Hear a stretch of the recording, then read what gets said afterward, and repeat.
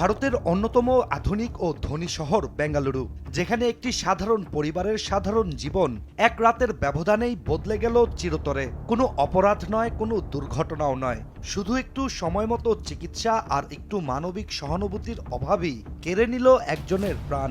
মর্মান্তিক ওই ঘটনা এখন নাড়া দিয়েছে পুরো ভারতের মানবিকতা নিয়ে। দেশটির স্থানীয় গণমাধ্যম এনডিটিভির একটি প্রতিবেদন থেকে জানা যায়, বেঙ্গালুরুতে বসবাসকারী ৩৪ বছর বয়সী ভেঙ্কটরামন ছিলেন একজন গ্যারেজ মেকানিক।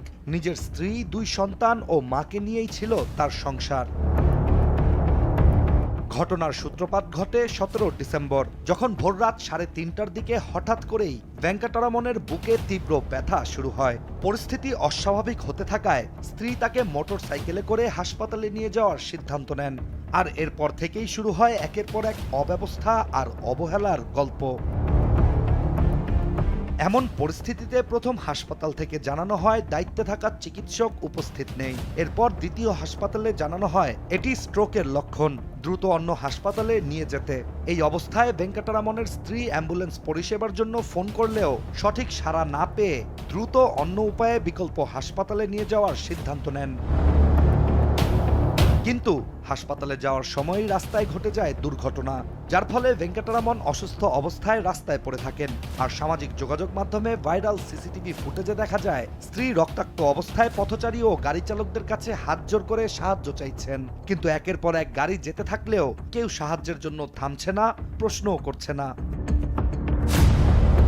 এই অবস্থায় অনেকটা সময় অতিবাহিত হওয়ার পর অবশেষে একজন ক্যাব চালক গাড়ি থামান ও দুজনকে দ্রুত নিকটবর্তী হাসপাতালে নিয়ে যান। কিন্তু সেখানে পৌঁছানোর পর চিকিৎসকরা জানান ভেঙ্কটরামন আর বেঁচে নেই।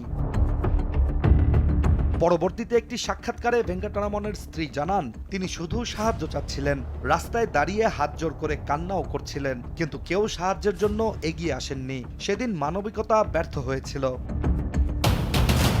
কিন্তু গভীর ওই শোকের মধ্যেও ভেঙ্কটরামনের পরিবার নেয় অসাধারণ এক সিদ্ধান্ত।